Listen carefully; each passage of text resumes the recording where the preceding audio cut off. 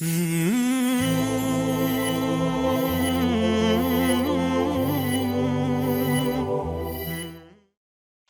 alaikum wa rahmatullahi wa barakatuh. Welcome to another episode of the Islam Through the Ages podcast. I'm your host, Taqib Musa, and today we are talking about the preservation of the Qur'an, the preservation of scripture, and a lot of topics around that and trying to get an introduction. And we're joined by Dr. Ramon Harvey. Assalamu alaikum wa rahmatullah, Doctor. Thank you for joining us. Thank you. Really appreciate you joining. Dr. Harvey lectures on Islamic studies at the Cambridge Muslim College. He received his MA and PhD in Islamic studies from SOAS, University of London. He also lectured there, and he has an Alamiya qualification from Al Salam Institute. He's published articles in many journals, and he's also got two books, The Qur'an and the Just Society and Transcendent God, Rational World. So those are kind of some follow-ups, and I'm sure we'll potentially come to some of those, or we'll mention them again at the end for those listeners who want to write them down. We're going to get started today into our conversation with Dr. Harvey with a little bit of an introduction, if you could give us, Dr. Harvey, into the topic of scriptural preservation and just a little bit of an overview. What does it mean to us, and what overall are we talking about? And then we can get into some of the meatier topics. Yeah. Well, today we are talking about the Quran. As I'm sure everyone knows, in Islam, we have the Quran as the primary scripture, the primary revelation from God to the Prophet Muhammad sallallahu alaihi wasallam. And of course, as well as the Quran, there are the Hadith, which are the sayings, the teachings of the Prophet Muhammad sallallahu alaihi wasallam, also considered often as revelation as well, but not verbal revelation. But we're not discussing the Hadith today. We are leaving the Hadith to one side, and we are solely looking at the Quran. And the Quran was recited, and we're going to come on to that. And also the Quran was written down. And so we're talking about primarily about the compilation of the written Quran. When we hold a Quran today, we hold a Mus'haf, the text of the Quran. How do we come to have the text that we have? But we will also be touching on some of the verbal recitation of the Quran as well, in the sort of questions and discussions that follow. So when you start, you mentioned, the recitation, the Qira'at, and the writing, the Ahruf. So can you kind of start off by explaining for us the concepts of Qira'at, the multiple recitations, and Ahruf, the letters of the Quran? Okay. Well, the first thing I should say is that when we talk about Qira'ah, we're talking about recitation. We're talking about the pronunciation, the sounds that are formed when someone recites the Quran. And of course, the Quran itself began as a recitation in its transmission. So we know we think of the Quran. The Quran is Allah's speech, Kalam Allah. I don't want to go too much into the theological dimensions of that, but we know that the Quran was transmitted from the angel Jibreel to the Prophet Muhammad sallallahu alaihi wasallam as a recitation, and it was subsequently written down. So today, when we talk about the Qira'ah of the Quran, there's a number of so-called canonical recitations. There's only a limited number of possible recitations that can be found, often 7 or 10 that are acknowledged by the Muslim community. But in principle, the Qira'ah can be any recitation of the Quran, and there were many more recitations in the earlier point in the history, and I'll try to discuss that as we go forward. When we come to this idea of why could the companions of the Prophet Muhammad sallallahu alaihi wasallam have much more variation in their readings, why when they recited the Quran there was more variation than will be today found, and that's one of the important topics that we'll be talking about. And how does this relate to the Prophet's revelation from God? This is where this concept of the Ahruf comes in. Now, when you introduced the question, you talked about Ahruf in terms of the letters of the Quran, and the word Ahruf can mean letters, but here the meaning isn't necessarily the written letters in the text of the Mus'haf, of the Quranic book. The Ahruf is actually a very difficult concept that's been much disagreed on by scholars. There's not a firm agreement amongst traditional Muslim scholars or in contemporary academic work of exactly what is meant by this term ahruf, but it does appear in important hadiths of the Prophet where he mentioned that the Quran was revealed in sabat ahruf, and sabat here, seven is the literal meaning here, but it also could mean multiple or manifold, or some sense of a multiplicity of these ahruf. And the ahruf here could be, I think, best translated as readings, for our purposes. This, readings, so multiple readings. Basically, the ahruf is an explanation for why there can be different readings of the Quran. Why can the Qira'at be different?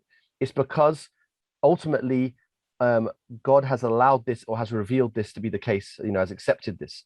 And so there are different possible explanations. Some scholars say that the seven, or the Ahruf, refer to seven dialects that the Arabs had at the time. In the Arabian Peninsula, there were different tribes, and each one had its own dialect. And for the Quran to be easy for the people to understand, it was revealed in these different dialects.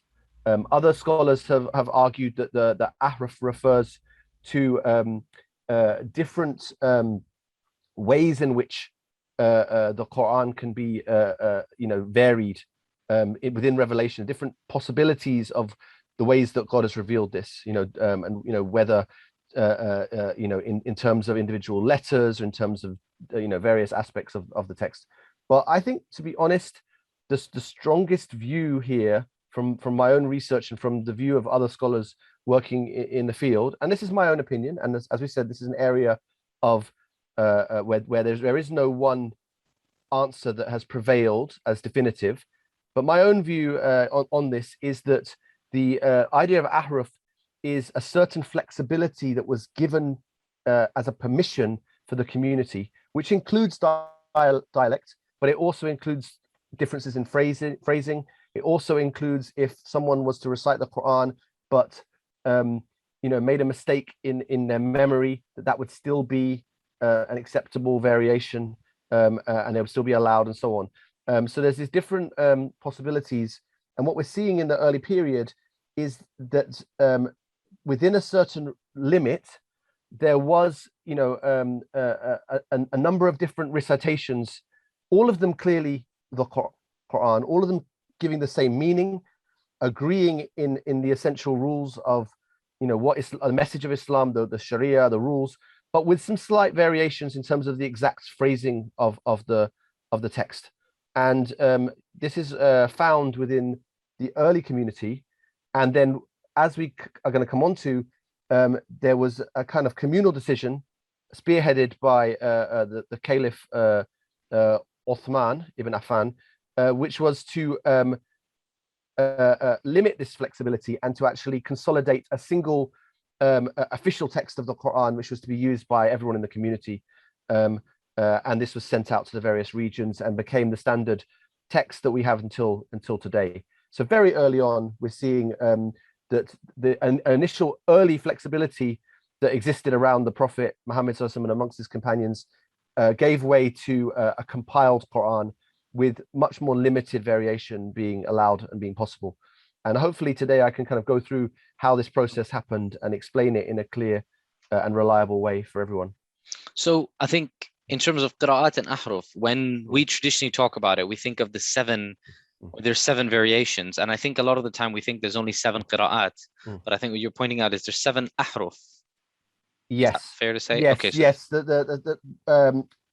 A scholar in the 4th century, Ibn Mujahid, very famously took seven different qira'at, seven different recitations from various early centers of Islam, and he said these are the best. And this became very, very popular, and many people followed these seven. Later on, 3 more were added as well. But this 7, or the 3 more to make 10, should be sharply distinguished from the idea of the Sabat Ahruf. They're not the same thing, and they are sometimes conflated in amongst people who are not scholars. But the Sabat Ahruf, I prefer to see it as the multiple readings, so to speak, of the Quran, rather than literally 7. It's very hard to fit it to 7 precise things in that way. Do the ahruf still survive in that way? So do we still have 7 ahruf, or are we down to 1 harf? I don't know if that would be. So there's a debate about whether when Uthman compiled the Quran, did he compile just one harf, or did he compile the 7? Now, the way I'm reading the 7 or understanding it, I see it as surviving in the sense that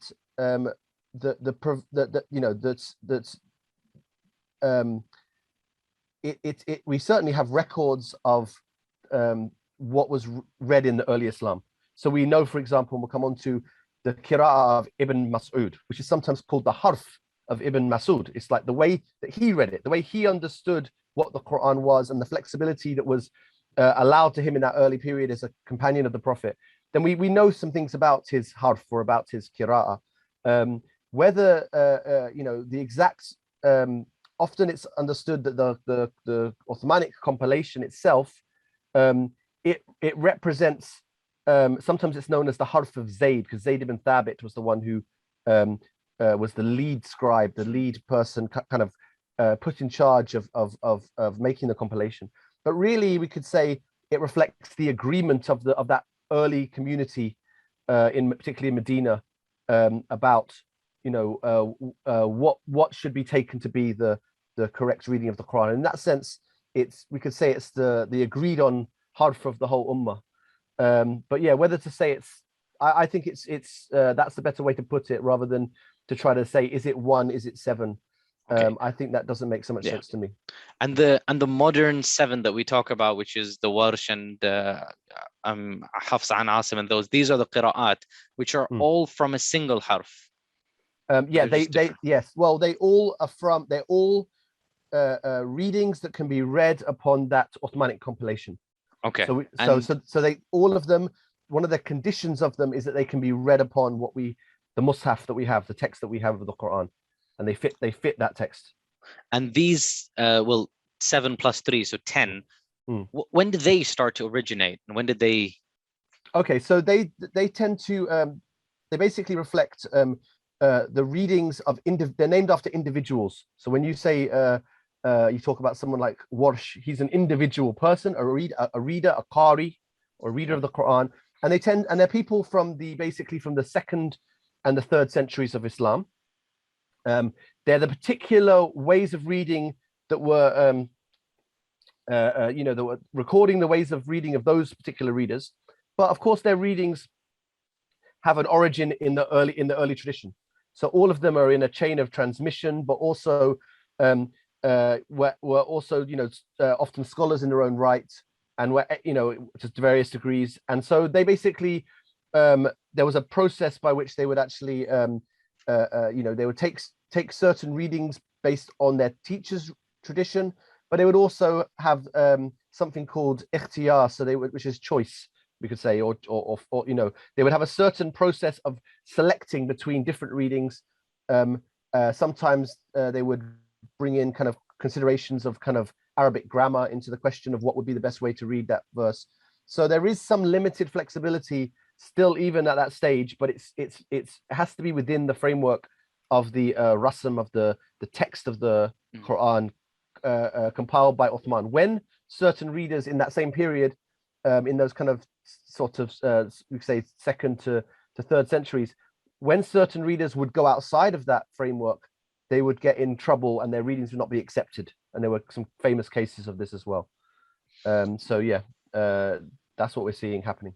Okay, so I think just to kind of go back on that point, because you talked about the compilation of Uthman, and if we could just get some background on how did the Quran's compilation take place from the life of the Prophet ﷺ down to Abu Bakr's time, and then the Uthmanic compilation. Sure. So I want to just talk about three kind of famous compilations, right? Often we talk about 2, but there's actually there's a first one that's mentioned. It's worth mentioning of something about. There is one. It's said in certain narrations that when the Prophet ﷺ first passed away, the companion Ali, radiallahu anhu, the famous companion who was to be the 4th caliph of Islam eventually, that he stayed in his house and he wrote down the entire Quran. and some versions of this report say that it was in the order of revelation, that he wrote it down in the order from the first revelation to the end. And there's a lot of debate and disagreement over this over these reports, but there seems to be some. They are quite early. They go back quite early. Famously, a report of Ibn Sirin, an early companion who lived in, not companion, an early successor, who died in 110 after Hijrah. So, you know, it's an early report that there seems to be something going on that Ali may have done this or may have written the Quran. Others say that he was merely kind of, you know, memorizing or compiling his knowledge of the Quran. It wasn't a written collection. But overall, we don't have any kind of record of a text that's come out of this process. So whether or not this was a personal thing that Ali did, what we do know is that later on, he is on board for the main compilation process. And so whether he had his own personal mushaf, which was written in the order of revelation or not, it's not something that's come down to today as a text that we have access to. But that tradition does exist, that he was the first one who may have tried to have done this. But then we come on to the much more famous compilation of Zayd ibn Thabit during the Caliphate of Abu Bakr. So this is a situation in which the Muslims were fighting in Yamama, which is in the kind of eastern provinces. There was a kind of rebellion against paying zakah, very famously, and something known as the Ridda Wars, where certain members sort of abandoned the requirements of zakah and abandoned the community. And Abu Bakr wanted to fight them, and Umar was not so sure about this, who was kind of advising him, Umar ibn al-Khattab. But Abu Bakr goes ahead and does this. And what happens during this is that many of the people who were huffaz, who were memorizers of the Quran, were being slain in these battles. And so there was a worry that you know, maybe this will cause the you know, certain knowledge and memorization of the Quran to die out. And there was a worry about this. And so Umar now sort of reverses the situation. It's now Umar that comes to Abu Bakr and convinces Abu Bakr to compile the Quran, even though Abu Bakr was not so sure about doing this. But he convinces him, and according to the story, Zayd ibn Thabit was chosen. He lived close to the Prophet in Medina and was, you know, known for his sort of literary skills and for having you know, memorized the Quran and being very knowledgeable about the Quran. And so Zayd goes around the community and gathers the whole text of the Quran by finding two witnesses for each verse. These are people who had witnessed the verse being written down in the presence of the Prophet, because what used to happen during the lifetime of the Prophet Muhammad is when a new revelation would come, the Prophet would recite it to the community, and some people would write it down. Some of them were kind of more regular scribes, including Zayd himself. Others were more irregular, just members of the community who happened to be there. And so Zayd goes around. He obviously would have had materials himself. He would have had his own records, but he went round to make sure they had everything. And actually, he's you know, he finds the whole Quran. He struggles with two verses at the end of Surah At-Tawbah, but then he finds them with a figure in the community called Abu Khuzaymah al-Ansari, and so he has the whole Quran there. This mushaf, this compiled text in the time of Abu Bakr, was not distributed as a official text for the community, but it's just kept as a record with Abu Bakr. And then it goes on when Abu Bakr dies and Umar becomes the Khalifa, the Caliph, then Umar keeps the copy. And then when Umar passes on, then it goes to his daughter Hafsa. And so this becomes known as Hafsa's copy. And so this copy exists up until the time, obviously now, of Uthman being the Caliph. So then now we get to the most important of the compilations, which is the basis of the text that we have today, and that, you know, the Qur'ans that are in the homes of Muslims today are based on this compilation of Uthman. So what happens here is that now it's not the Muslim community is not just within the Arabian Peninsula. it's spread out. There's been these various conquests, and the sort of the early Islamic Caliphate has spread beyond the borders of Arabia, and you're getting these people who are fighting in Azerbaijan and Armenia from different places. They're from different parts of the Muslim world at the time, and they're differing in their recitation, and they're starting to argue, how should we recite the Quran? Should it be like this? Should it be like that? And so the companion Hudhayfa goes to the governor of Kufa at the time, and he tries to get his attention to solve this problem, but he doesn't get much joy there.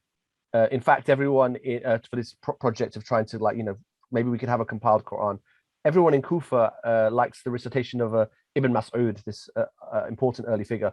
But then Hudhayfa goes and finds the ear of the Caliph Uthman, and Uthman consults with his companions in Medina, and they reach an agreement to compile a single mushaf that will become the mushaf of all the Muslims. This is the idea. And so he makes a kind of commission, a committee. Zayd is brought in because, of course, Zayd had already compiled the text the first time. And then there were three members of the Quraysh. Abdullah ibn Zubair, who later becomes an important political figure as well. Sa'id ibn al-As, he was the governor of Kufa mentioned. And another figure, Abdurrahman ibn al-Harith. And they basically go and get the copy of made by Hafsa. And they take these copies from Hafsa, and then they also make a kind of official version based on this copy, but using obviously their knowledge and so on and so forth. And the team is still led by Zayd bin Thabit, yes, right? So the three figures plus Zayd bin Thabit. Zayd's the leader of the team. Uthman is kind of in charge overall as well. And Uthman actually tells them, to make this in the write it in the lugha, the lisan of the Quraysh. Basically, make it we could say write it according to the norms of writing of the Quraysh tribe as well. So basically, it's an attempt to I see it more as a revision of the text of Hafsa. Some scholars have argued that it's an entirely fresh collection, right? And they go out and collect everything again that they had done previously. I think it's more likely and more simple to understand it as an edited version, of the text already collected by Zayd. He's already done the work once, but he's going back to it, and this time they're copying it to make official copies. They're making sure that the writing is in the official style, and making it as perfect as they can in terms of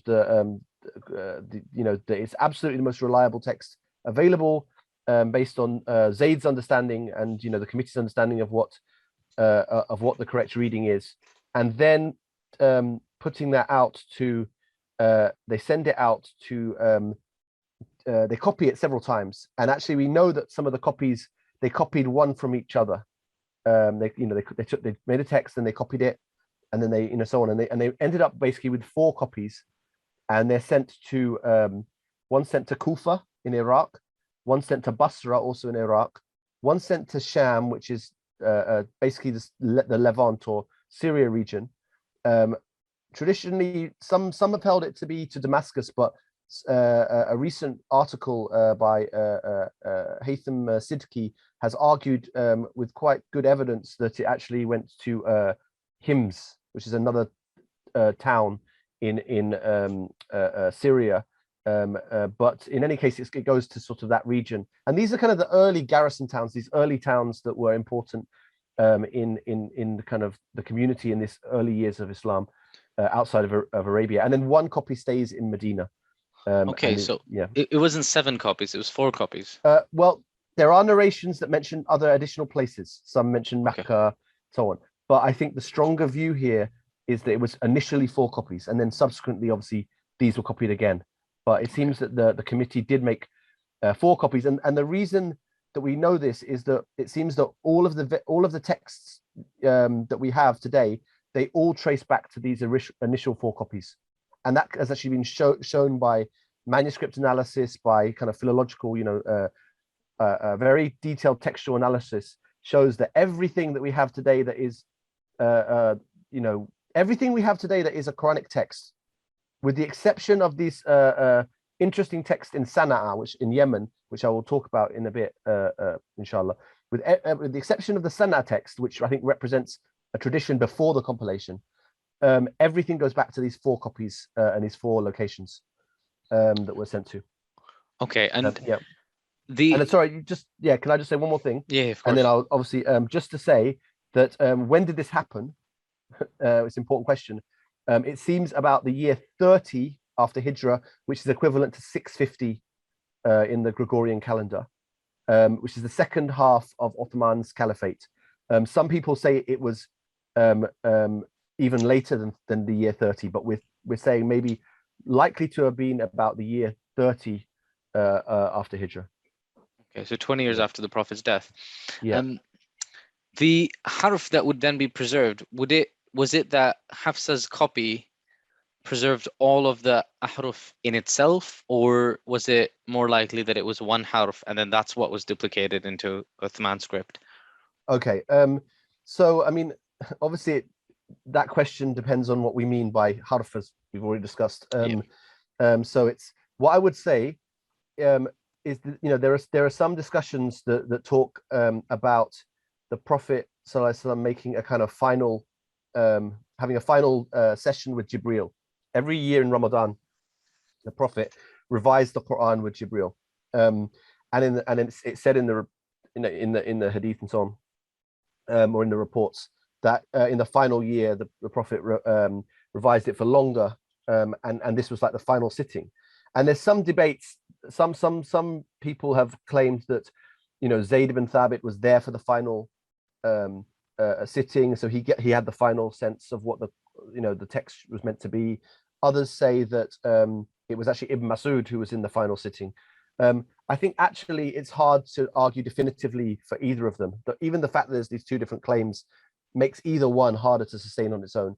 But what we do know is that this copy reflects, in the time of Hafsa, it reflects what Zayd ibn Thabit, a senior scribe of the Prophet, collected from the community with witnesses of being what the text of the Quran should be, and was obviously approved by Abu Bakr as being acceptable as a collection of the entire Quran. So whether that, what possible variations were in there, whether we can call that the harf of Zayd, the reading of Zayd, it was deemed acceptable by the head of the community, Abu Bakr.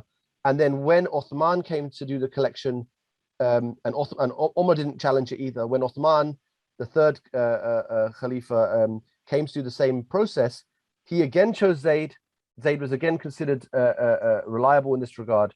And then they built off that copy with Hafsa, but additionally, revised and checked it. And Uthman also confirmed it as being an acceptable reflection of what was being read. We do know at the same time, many senior, early companions had alternative readings of some of these verses. We know that Ibn Masud read things slightly differently. We know that, even Umar himself has certain variations and certain differences.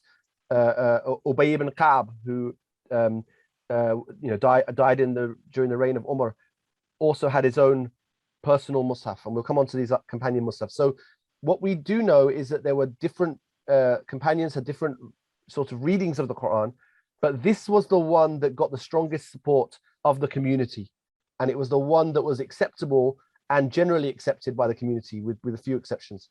So I think that in Islam, often the way things that are agreed has been through this idea of ijma, or the idea of a community consensus on various issues. And one of them is on that this compilation spearheaded by Zayd, in the first and then the second compilation process was acceptable and reflects the Quran in a way that the community can accept. And I think that's really the important point here, that the companions as a collectivity did not oppose it and accepted it, and therefore it's been a strong agreement. And that's like an agreement that's held between Sunni, Shia, Ibadi, with very few exceptions, all strands of groups and sects and theological persuasions in the community have all accepted this text. In general, there has been some debates, and I want to, when we come on to a further question, I would like to mention an important exception to this general agreement. But in general, it's been highly agreed by the community, and I think that's significant to say. It's a true reflection of the Quran, and that's what, as a scripture, that's what you want, is a strong agreement by the religious community on what reflects revelation.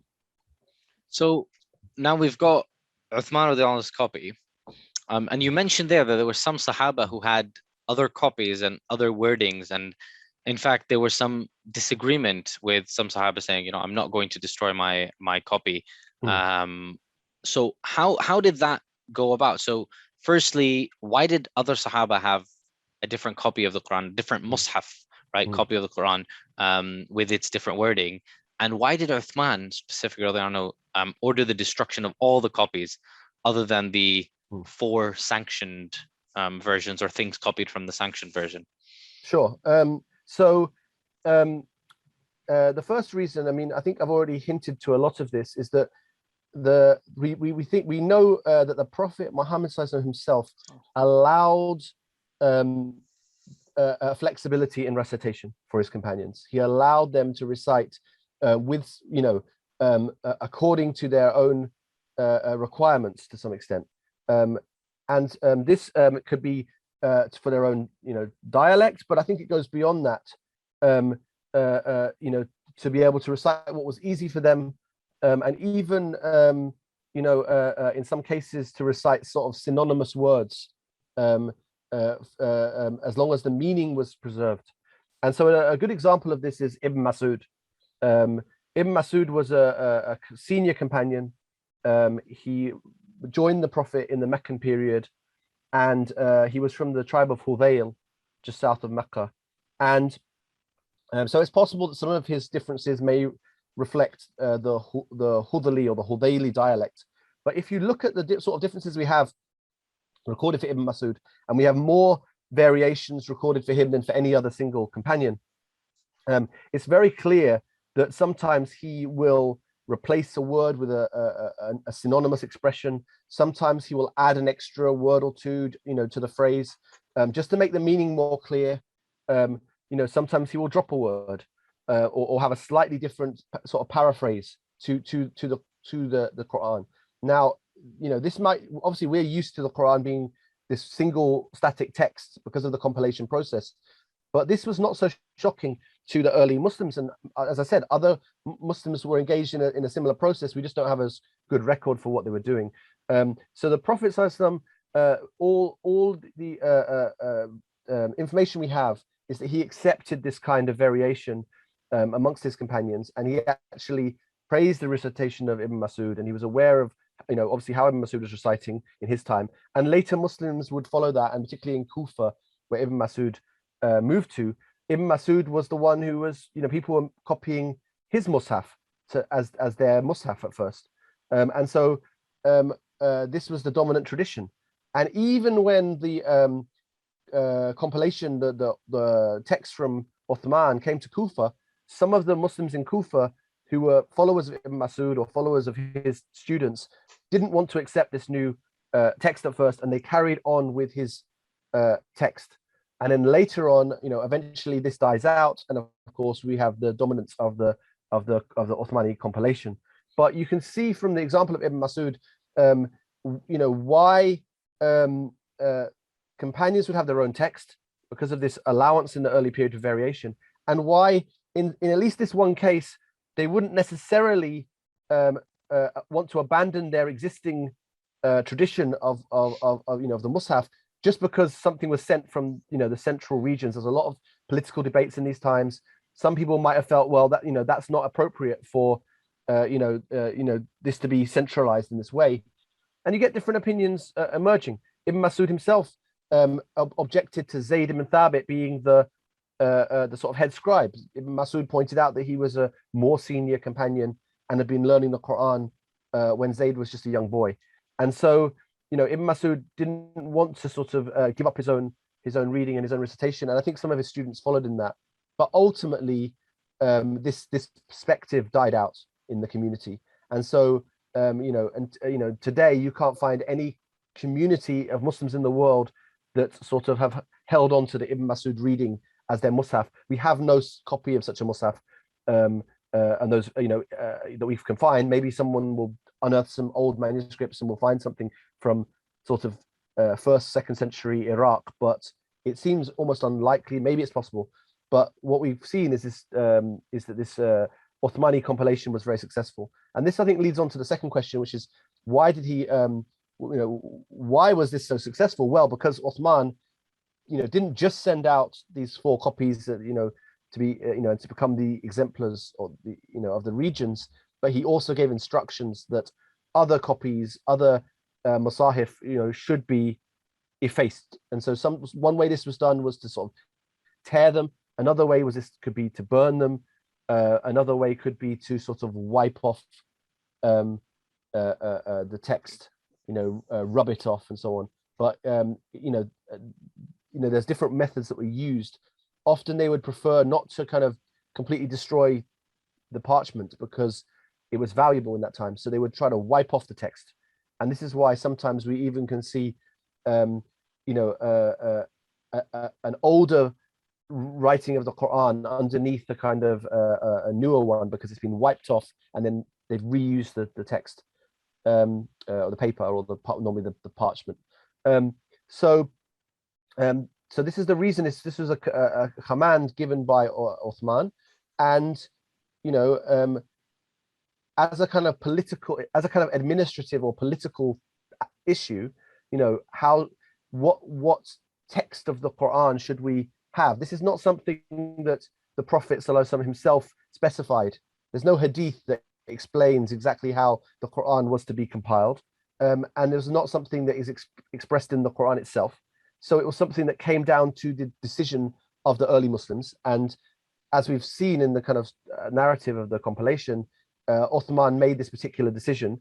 And, I think in the sense that now Muslims from all backgrounds and all over the world all have essentially the same mushaf, the same text, it does bear out, he was successful in his decision to eliminate alternatives and to have this single text that was the text that the community most generally agreed to. So I think on a political and a sort of social level, his sort of command was a remarkably successful one, and it's obviously led to a kind of unity on the Quran amongst Muslims today that might not have been there if he had just let everyone to continue with their own personal traditions.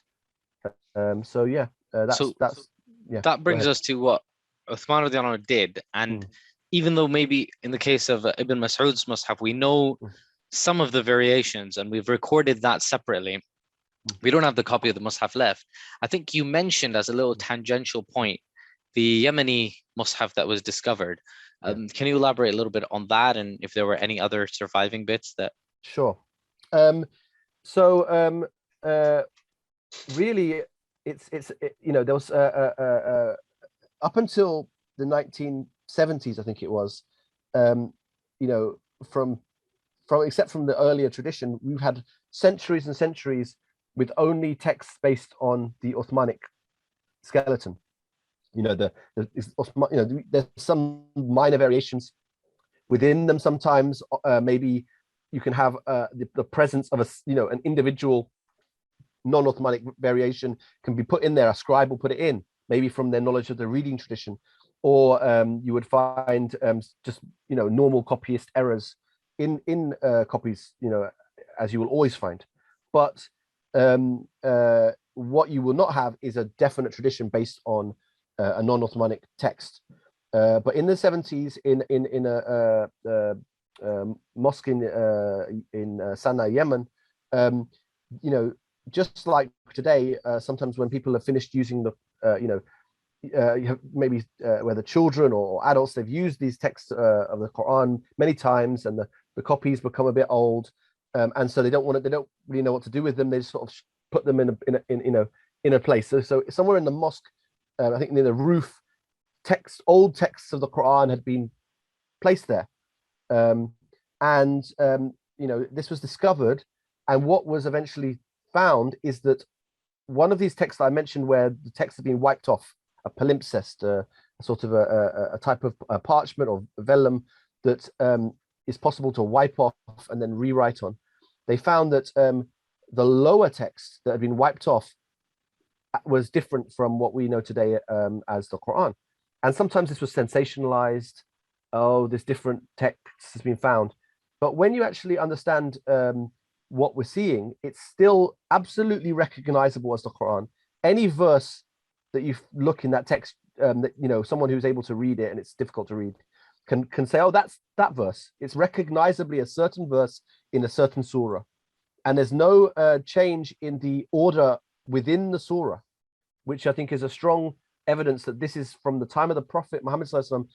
He set, through being a revealed process, he set the order of the surahs within the surahs. But and no one's ever found a text that goes against that. But in terms of the variations in the text, they don't match what Uthman has compiled. And in fact, an argument has been made by some scholars that they match some of these readings known from the early periods, such as Ibn Masud and others. And so this actually seems to me, a good evidence of a non-Uthmanic tradition. Whether it itself, it's definitely early. It could have been copied from other non-Uthmanic traditions, even after the time of Uthman's compilation. It's maybe survived being destroyed. It could be very early, but it represents that earlier period when this was still deemed acceptable. And there's also a question we're going to come on to here, which is the question of the surah order, i.e. not the order within the surah of the verses, but the order of the surahs. We know the Quran is Al-Fatiha, Al-Baqarah, Ali Imran, and Nisa, etc. The Sana manuscript that was found doesn't follow that order, and we also have records in the kind of literary tradition in the books that we have, that copies of the Mus'haf of Ibn Masud that was seen by scholars, or by Mus'haf of Ubay ibn Ka'b, these also had different orders, and their orders were somewhat similar or closer to the Sana order. So what this is, I think, strong evidence for is that the order of the surahs, again, not the internal order of the surahs, but the order of each surah within the Mus'haf itself, was something that was put in place by the compilation of Zayd. Whether it was something in the compilation of Hafsa, we don't know, or whether it was something that came specifically in the time of Uthman. So when I said Hafsa, I mean the Abu Bakr's compilation, the first one. We don't know, but we do know that it seems clear that there were different possible orderings of the surahs in the early time, but of course from the time of Uthman's compilation, it's been static, the familiar order that we know.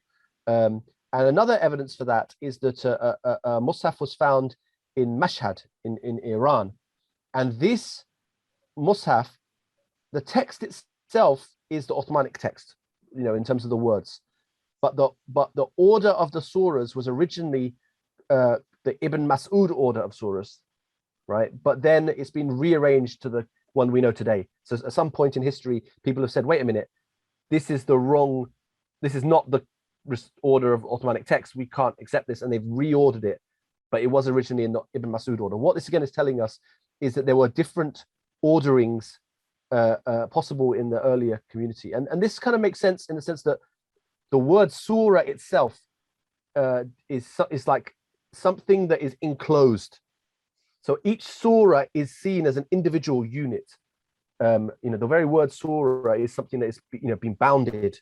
It's something that can exist kind of in its own right, and therefore you can see why the specific ordering of the surahs may not be something that was stipulated by the Prophet Muhammad SAW. And this is not just a contemporary view of contemporary scholars.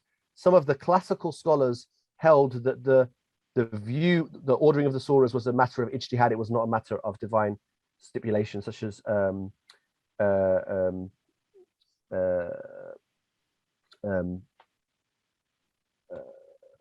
such as the order within. So I guess the question is the distinction between the two. Is the order within the surahs of the ayat, and one ayah coming before the other within the same surah, is that divinely ordained?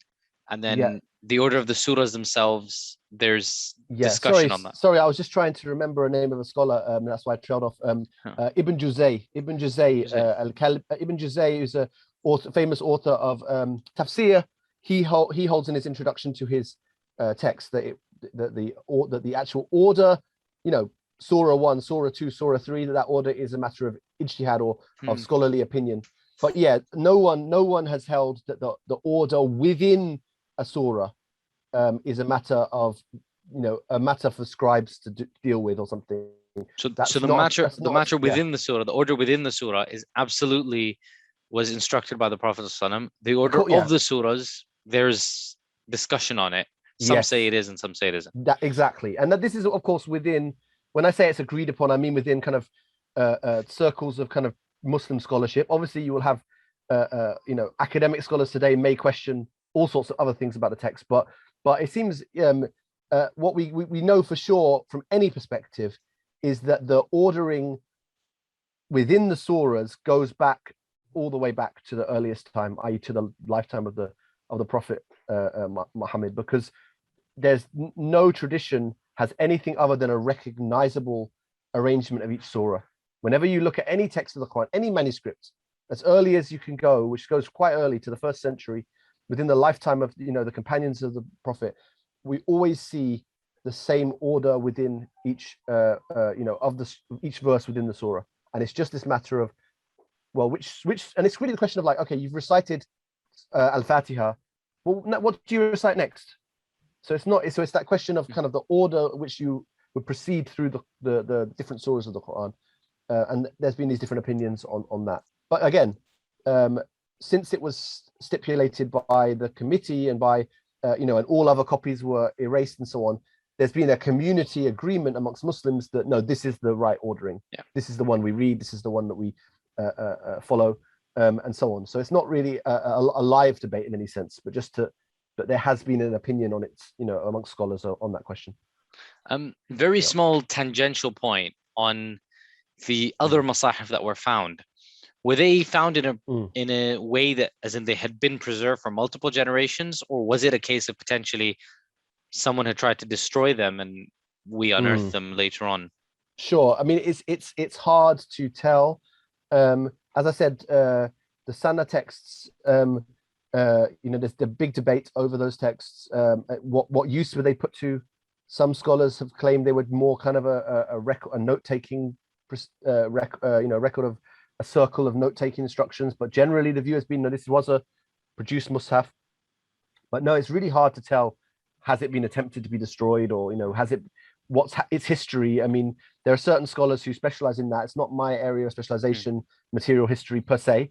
But yeah, it's in general, it's very hard to tell, and there's not enough texts that have been found. We're talking about exceptional texts. Yeah. So we might want to say, this was one that was attempted to be destroyed, but it was safe. We don't really know. But obviously, it's not been kept and preserved. I mean, we know that it was wiped over, because the Sana text, we know it was erased. But was it erased because of Uthman's instruction, or was it just erased because they wanted the paper? What is a precious historical artifact for us was a piece of paper useful for writing the newest text for them. So the perspective changes over time. With the Mashhad, we've seen it being rearranged to fit a more canonical ordering. So that shows that there was a desire to fit it to what was now acceptable, but presumably at an earlier stage, some of these reorderings were acceptable. It wasn't so definitive as today. But this is a very detailed area, and there are specialists who are still investigating these questions. And actually, it's one of the areas of research today that's receiving a lot of attention, and a lot of causing a lot of excitement. And as I hope to kind of come on to, I think in our final question, it's actually I think a positive development for knowledge, and even for the Muslim community to become more aware of the amazing history of the Quranic text. Yeah. I think that's definitely a rabbit hole that we will potentially try to deep dive down, especially if potentially listeners are interested in it. Now I'm aware that we went up to the Uthmanic script, and I wanted to do a very quick kind of a tangential question, which is about what happens from then to now. And I appreciate this I might be pulling out such a big string here that we're opening up a whole new episode. But what happens after that in terms of preservation? Because even right now, we've got in the Masahif that we're used to, normally we have the Kufic script found in the subcontinent. We have what's called the Uthmani script, used in more of the Arab world, although they're both from the same. And then we have other variations, and I think there's a few specialist reading texts, and then the kind of the division of the Quran into the juz and the putting of the dots on them, that was carried out. What happens then, and even the names of the surahs, where we have like Surah Dahr is Surah Al-Insan, Surah Bani Israel is Surah Al-Isra. When do these happen, and is that something significant in the development, or is it all based on the Uthmanic script only? Okay, so I mean, when just to clarify, I think when you talk about the text in the subcontinent Masahif, that's not Kufic in terms of classical Kufic. That's normally called Majidi script. It's a different style of writing, and actually it has its own differences from, for example, the other so-called Uthmani script that you find in some of the other Masahif in the world. And it's a very complicated topic. As I said, it is a large one. Just in terms of the early development, it's, I think, a misconception that there were no dots at all in the very earliest texts. Dotting did exist, I think, at the time of the writing of the Uthmanic compilation, and so it's whether dotting, not a lot of dotting, but at least some dotting was possibly found in those texts. I'm not an expert on that question, but that's what I've read from discussions I've had. There could be dotting, but it wasn't the dotting we have today, which is in every place. It may have just been to just indicate some ambiguities, possibly. Then you do have a process. So everything comes from these 4 exemplars sent to the different regions that we talked about, and all the manuscripts, except with the exception of this Sana one, are coming in some way or form out of that. And then you do over time, in the earliest texts, you do not have necessarily surah names written. One surah flows continuously on from the other, with maybe just a line dividing it. And then you do get the adding of surah names into, and some Muslims, didn't even want that. They felt that was adding something in that shouldn't be in there, and that really the basmala, Bismillahir Rahmanir Rahim, was sufficient as a divider between surahs, with the exception, of course, of Surah 9 doesn't have the basmala. And some argued that that was actually because Al-Anfal and Tawbah or Al-Bara'a were actually, the same surah and so on. But generally they were held to be separate ones. But the names, some of them may go back early, but often there were more than one name possible. You mentioned an example. Sometimes they were known just by sort of Alif Lam Mim, or Alif Lam, Alif Lam Mim Sajda, and different sort of names, as well as sometimes a word that's particularly prominent in the surahs. And it seems that it's hard to, some of those may have gone back. I mean, you would think that even in the earliest community, they would sort of have to have a name, but they may have just recited the very first words of that surah, and that might have been enough to distinguish it, or so on. But the names themselves are not part of the Quran, in the sense of the revelation. So the name Surah Al-Baqarah, it's part of the Mus'haf. We put it into the text, but it's not part of, if you're reciting the whole Quran, you don't recite that as part of the recited Quran. You go straight from the end of the surah to the next Bismillah ar-Rahman ar-Rahim, right? So the names are of the status of tradition, and therefore there's less of a worry about exactly where they came from, and because we're not claiming that they're divinely revealed necessarily. It may be that some of them were named by the Prophet. It may be that some of them were named by early Muslims, but they became obviously put into the text, as were over time some vowel, the vocalizations of certain areas which would come from the readings, the dots to specify, because the dots will now sometimes specify which reading is being used. Because even say you've got a Kufa, a mushaf that's coming from the tradition of Kufa, and in fact the one that we would normally think of today, the so-called Cairo edition of the 1920s, this is from the Kufan tradition, from the mushaf that first went to Kufa. Now, until you put dots in, there may be more than one way to read words in the Kufan tradition, according to different qira'ah. But once you put in dots, then it becomes much more, it becomes specified to some extent. And then if you put in vowel signs, it becomes even more so. And these days you will actually find different masahif, different texts that will be for each of the 10 readings. You can find a text that will fit that. But, in an earlier period of time, they may be actually reflecting other readings that we don't have yet today, but still coming from the Uthman tradition, and so on and so forth. There's a lot of, it's a big story. It's something that, hasn't been fully investigated by historians yet. We know some of the outlines of that story, but the full, for example, the question of when and how did Hafs reading become the dominant reading in the world?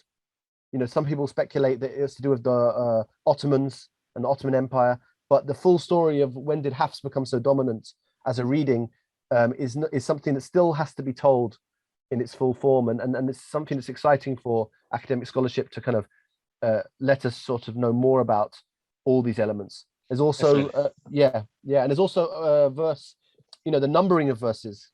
There's different traditions of the numberings. The numbers are not something that is divinely specified, but they've been added in along with like pause marks and so on. And in different traditions, there's a whole story for that. So the Muslim community have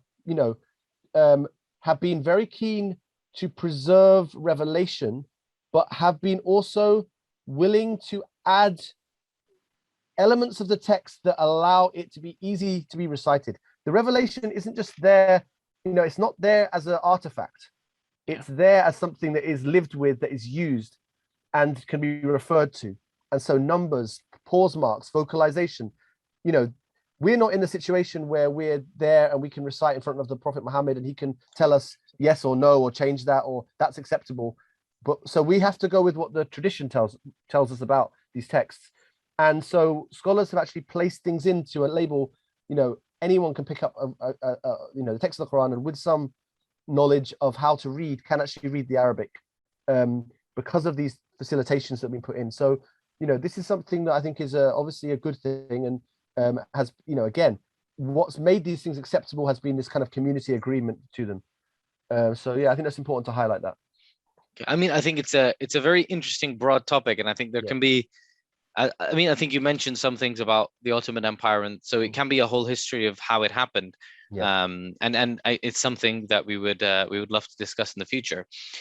So we've looked at all of this from an internal perspective, how the Muslim community viewed the Quran, engaged with the Quran, lived with the Quran, and preserved the Quran and made it more readable. When we look from an external perspective, and I'll say this is kind of our last question as we wrap up. What is the external influence? And I'm conscious that this becomes more and more important as Orientalism starts to increase and non-Muslims start to engage more and more with the Quran. So what do Western non-Muslim scholars say about the Quran and its compilation, and some of their critiques and kind of the counter critiques, etc., that followed? Obviously scholarship always has different views. It's the nature of any kind of research. There'll be different opinions and perspectives. In the last kind of couple hundred years, there have been some more skeptical, we could say, viewpoints coming from non-Muslim scholars. Some scholars, have doubted that the Quran was compiled so early as, the reign of Uthman. Maybe it took a lot longer. Maybe, all types of, organic processes came into this, and we can't really trace this Quran back to the circle around the Prophet Muhammad even. But that really reached a high point in the kind of 70s. And with the discovery of very, early manuscripts, with the carbon dating of manuscripts to a very early time, with the possibility to show that all of the texts we have today go back to these 4 exemplars, all of this is actually very much supporting something close to the traditional narrative. And so scholars have actually rowed back from those kind of more extreme skeptical stances, and they have actually increasingly today supported something pretty close to the standard narrative is quite acceptable. There will always be scholars who may try to hold on to something, but it's become that's more critical of this. But it has become more fringe, notably in the last sort of 20, 30 years. And what we're seeing today is genuine interest in, okay, these questions of how did certain traditions develop, how did certain, regions, what were the mushafs like in those regions? How does the question of the written text of the Quran mix with the recited text, the recited readings? So the questions are now going, there's actually a lot of, I would say, shared endeavor between scholars who may identify religiously as Muslims, maybe Muslims, and have a commitment to some of the classical scholarship and narrative, as well as scholars who don't, but recognize how that this narrative seems to be correct in a lot of the details. So I don't think there's such a strong discrepancy as even there was a few decades ago, and increasingly we're seeing very interesting findings being produced by scholars from all walks of life and all backgrounds, based on the evidence of manuscripts, based on the literary sources and a strong analysis of them from in a historical sense. And this is irrespective of kind of the theological question, which we can always have a theological reading of things. But, historical scholarship, proceeds based on evidence, as it always has to. And theology is a slightly different sphere where we have slightly different questions and slightly different answers that we're looking for. So I think that we can have, a strong, it doesn't need to be kind of 2 tracks, a Muslim scholarship track of Quranic studies and a non-Muslim track. There can be a general academic field of Quranic studies, but of course, people will take different positions. They might take different theological views in how they explain evidence, but they're ultimately analyzing the same set of material evidence, literary evidence, and historical evidence. So I think the general outline is very strong, and it's very, very close to the received picture of Uthman compiling the text, sending it to the 4 regions, and it continuing in traditions to this day. And I think that the bottom line for readers here, or listeners to the podcast and so on, is that this gives us a really effective certainty that in the lifetime of the senior companions and followers of the Prophet Muhammad, there were official copies of the Quran produced that were agreed on by the community, and that these have been the basis of the text ever since. And just to put that in context, that's an astonishing achievement for a major world religion.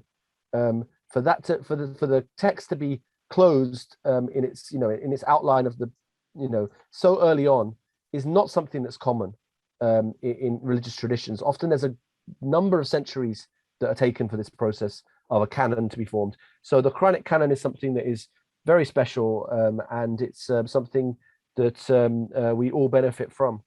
So I think that's a good point to finish on. Yeah, definitely. Jazakallah khair for that. I think it's been a very informative episode. I've got lots of more questions about the later preservation that we will go into, inshallah, in a future episode. And I think definitely this will provide a very different perspective to any visits to. I think there's one of the oldest copies of the Quran preserved in Birmingham. I think there's one in a museum in London, and there's some around the world. So again, it's something that will make that visit very, very interesting. To close off, Jazakumullah khair, Dr. Harvey, thank you very much for your time. We really appreciate it. You can engage, for our listeners, you can engage with Dr. Harvey on @RamonIHarvey, RamonIHarvey, on Twitter. You can email us directly for further questions, further ideas. And we really look forward to having yourself on, Dr. Harvey, as a future guest to discuss another topic in more detail. And we're looking forward to our next episode. With that, I'll sign off on behalf of the Islam Through the Ages podcast. Assalamu alaikum wa rahmatullahi wa barakatuh.